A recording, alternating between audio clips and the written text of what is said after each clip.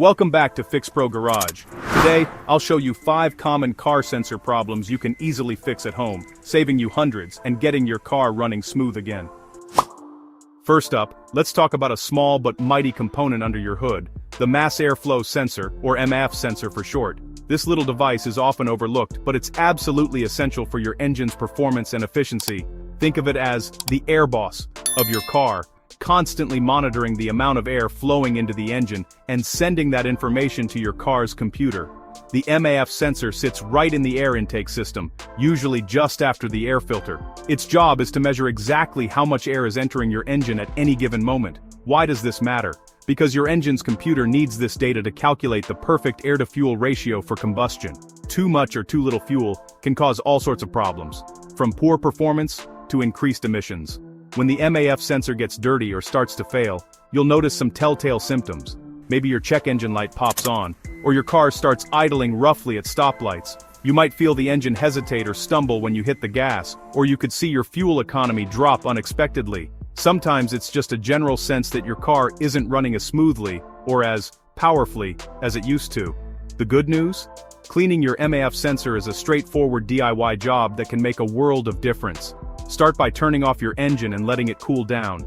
Then, carefully unplug the sensor's electrical connector and remove the sensor itself. Grab a can of MAF sensor cleaner. Never use regular cleaners or compressed air, as these can damage the delicate wires inside. Spray the sensor thoroughly with the cleaner, making sure to hit all the tiny wires and surfaces. Let it air dry completely. Don't rush this step, and definitely don't touch the wires with your fingers or any tools, as they're extremely sensitive. While you're at it, take a moment to check your air filter.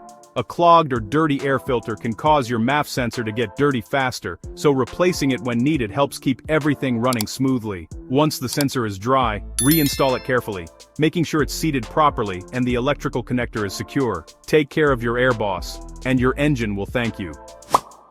Next up, let's talk about the oxygen sensor, often called the O2 sensor. This small but mighty component is one of the unsung heroes of your vehicle's engine management system.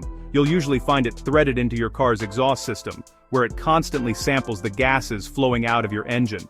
Its main job is to monitor the oxygen levels in those exhaust gases, providing real-time feedback to your car's computer. By analyzing the exhaust, the O2 sensor helps your engine adjust the air-fuel mixture for optimal combustion. This means your engine can run efficiently, delivering the best possible fuel economy while minimizing harmful emissions.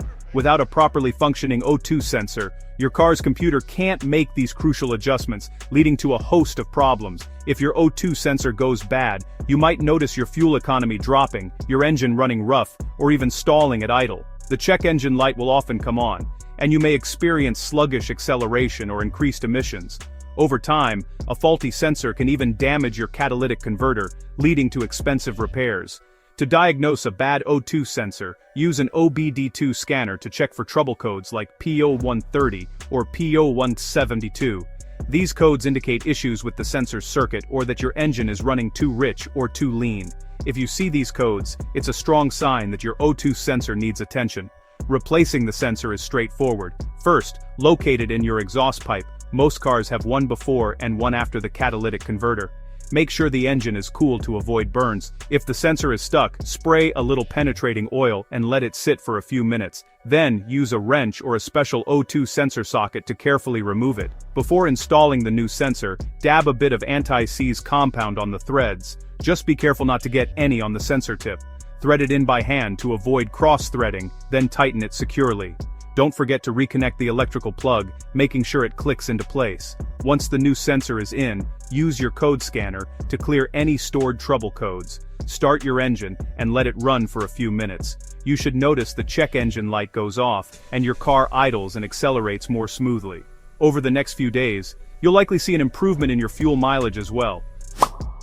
Let's talk about the coolant temperature sensor. Often overlooked but absolutely vital for your engine's performance and longevity. This small device is like the engine's own thermometer, constantly monitoring the temperature of the coolant as it circulates through the engine. It sends real-time data to your car's computer, helping it make crucial decisions about fuel mixture, ignition timing, and even when to turn on the radiator fan. Without accurate readings from this sensor, your engine can't operate at its best. If you've noticed your car is hard to start on cold mornings, the temperature gauge on your dashboard is acting strangely, or your fuel economy has taken a nosedive, the coolant temperature sensor could be to blame. Sometimes, you might even see the check engine light pop on, or experience rough idling and sluggish acceleration.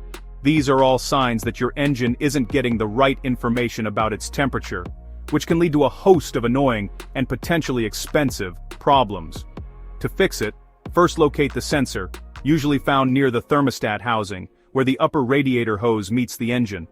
Make sure the engine is completely cold before you start working, as hot coolant can cause burns. Once you've found the sensor, carefully unplug the electrical connector. Take a moment to inspect the connector for corrosion or damage, as this can also cause issues. Next, use the appropriate socket or wrench to remove the old sensor. Some coolant may leak out, so have a rag or catch pan ready. Install the new sensor by threading it in gently, don't over-tighten. If you lost any coolant during the swap, top off the reservoir with the correct type of coolant for your vehicle. This step is crucial to prevent overheating and ensure the system works properly. Reconnect the sensor's electrical connector, making sure it clicks securely into place. Start the engine with the hood open and let it idle for a few minutes. Watch for any leaks around the sensor and listen for unusual noises. Double-check the coolant level and add more if needed. This is also a good time to check that the radiator fan cycles on and off as the engine warms up. With everything back together, keep an eye on the temperature gauge. It should now read within the normal range, and you'll likely notice your car idling more smoothly and running better overall. The engine computer will now receive accurate temperature data, allowing it to optimize performance and efficiency. If your check engine light was on, use an OBD2 scanner to clear any stored codes. Take your car for a test drive, paying attention to how it starts, accelerates, and idles. You should notice improved throttle response and better fuel economy. If any issues persist, double-check your work or consider having a professional diagnose further. Swapping out a faulty coolant temperature sensor is a simple repair that can solve a surprising number of frustrating issues. With just a few tools and a little patience, you can restore your car's performance, save money on fuel, and drive with confidence knowing your engine is running at the perfect temperature. The throttle position sensor, or TPS, tells your car how much gas you're giving it. If you notice hesitation, jerking, or poor throttle response, check the TPS. Inspect wiring and connectors for damage or corrosion. Sometimes a quick clean is all it takes. Spray throttle body cleaner if there's carbon buildup. If problems persist, replace the TPS. Remove screws, swap sensors, and plug it back in. Start the engine. Smooth acceleration should return. Clear codes or let the computer relearn the new sensor. A working TPS means your car responds like it should. Last, the crankshaft position sensor keeps your engine's timing perfect. If your car won't start or stalls randomly, this sensor might be bad. Look for codes like P0335, then locate the sensor near the crank pulley. Disconnect the battery, unplug the sensor, and remove the bolt. Install the new sensor, plug it in, and reconnect the battery. Start your car, it should fire right up and run smoothly. Clear any codes and test drive. This fix is a bit more involved, but it's still way cheaper than a shop visit. Check these sensors before heading to the mechanic. You might fix your car in minutes and save a pile of cash. With basic tools and a little patience, you can handle most sensor issues yourself. If this helped, hit like and subscribe for more FixPro Garage tips. Drop your questions in the comments. I'm here to help you keep your car running strong.